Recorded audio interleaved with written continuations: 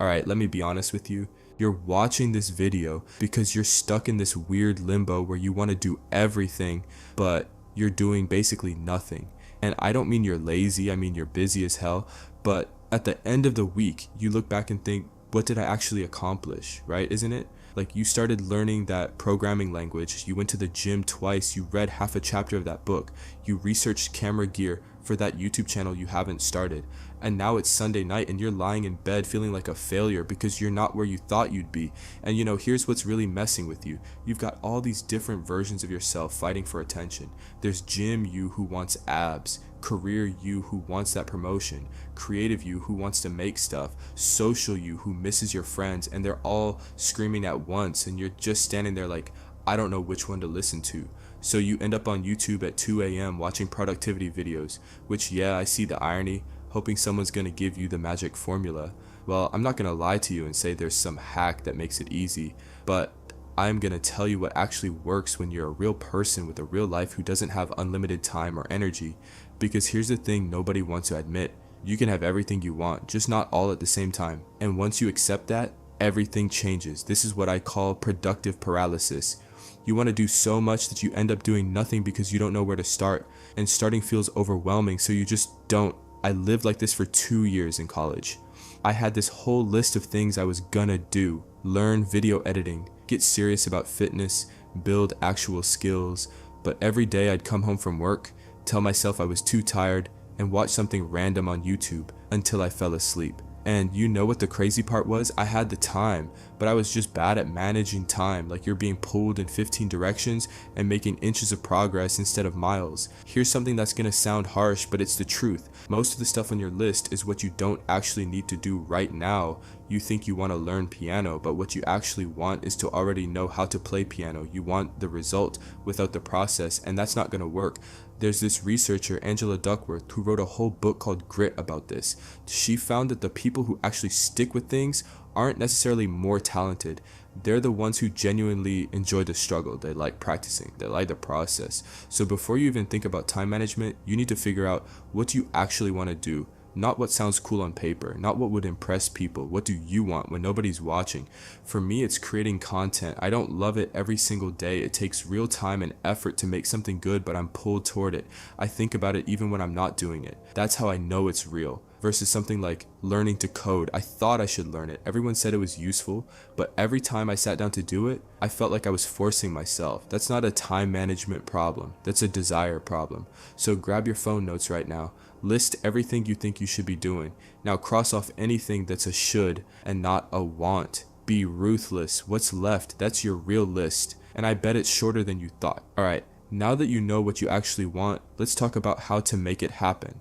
Most productivity advice tells you to do more. Wake up earlier, optimize every minute, squeeze more into your day. That's exhausting and it doesn't work long term. Instead, I'm gonna tell you to do less, but do it consistently, and I know you will now say how, so let's get into it. The 90-day sprint. Pick one major thing you're going to focus on for the next 90 days. One, not three, one. But wait, you're thinking, the video's about making time for everything. Yeah, and you will. Over time, not all at once. Think about it like this. Would you rather make decent progress on one thing in 3 months or make basically no progress on 10 things? Because that's your choice.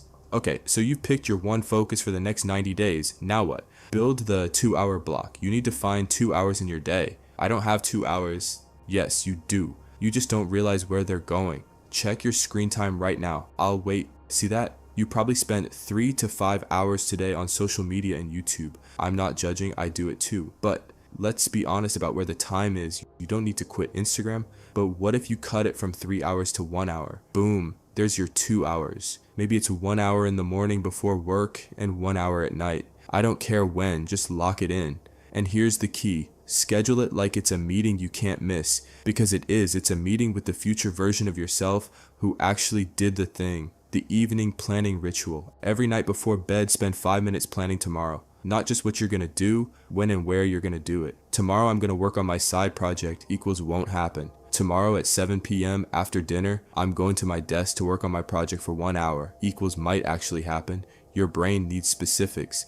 Vague intentions die the moment something else comes up. The two list system. This one's from Warren Buffett and it's brilliant. List your top 25 goals, everything you want to do or achieve. Really think about it. Now circle your top 5, the ones that actually matter most. And the other 20, those aren't your get to later list, those are your avoid at all costs list. Because they're the things that will distract you from what actually matters. Sounds extreme, but think about it. How many times have you worked on goal number 17 instead of goal number 1 because it was easier or more fun in the moment? Yeah, that's why you're stuck. Let me tell you about the invisible things killing your progress. Context switching. You know when you're working on something, then you check a text, then you're back to work, then you check email, then back to work. That's not multitasking, that's attention shredding. Research shows it takes an average of 23 minutes to fully refocus after a distraction. So if you're interrupting yourself every 10 minutes, you're literally never reaching deep focus. Put your phone in another room, close all tabs except what you need. Tell people you're unavailable for the next 2 hours, be unreachable. The myth of balance.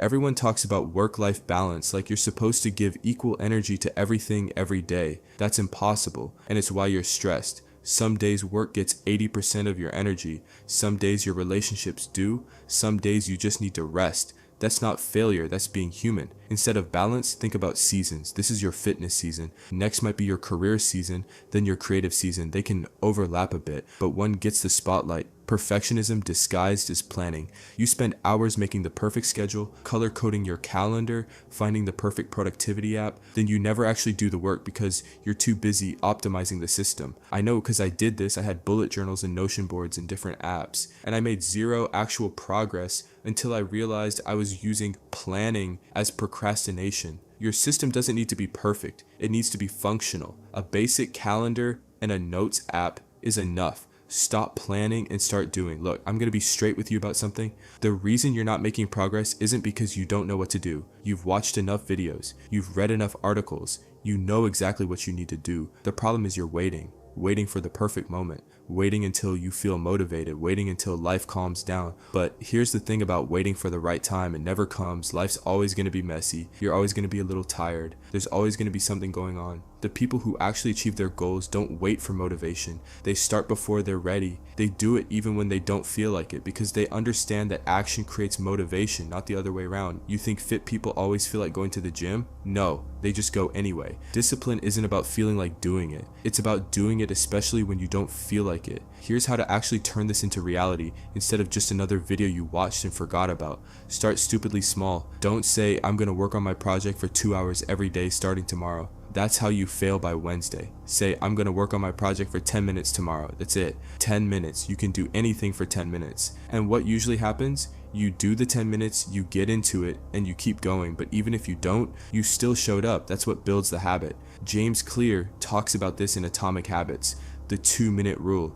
Make it so easy you can't say no. Once the habit's established, then you expand it. Track one thing. Don't track everything. Don't make spreadsheets of your entire life. Just track whether you did your main thing today. Yes or no. It sounds simple, but seeing that visual streak makes you not want to break it. Find your people. You know what makes this 100 times easier? Having someone else doing it with you. Find one person who's also trying to improve their life. Text them every morning what you're going to do. Text them every night whether you did it. That's it. Accountability isn't about judgment. It's about not being alone in the struggle. Because trying to change your life by yourself is hard. Doing it with someone else is way more doable. Here's what's going to happen when you actually start doing this.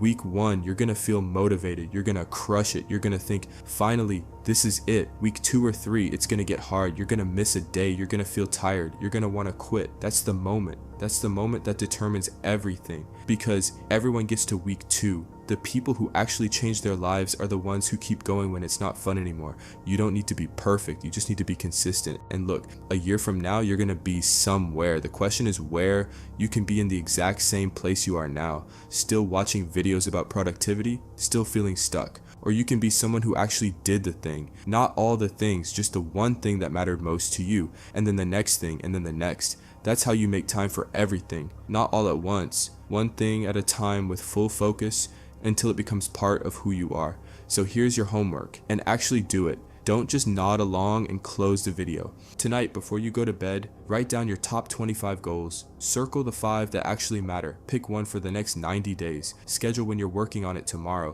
Put your phone in another room when that time comes. Do the thing for 10 minutes minimum. That's it. That's all you need to do. Will you do it? I don't know. Most people won't. They'll watch this, feel inspired for 20 minutes, then go back to scrolling and wondering why their life isn't changing. But I don't think you're most people. You made it to the end of this video. That says something. So prove me right. Don't start Monday. Don't start next month. Start tomorrow. Because you're not running out of time. You're running out of tomorrows where you tell yourself you'll start tomorrow. Now go do it.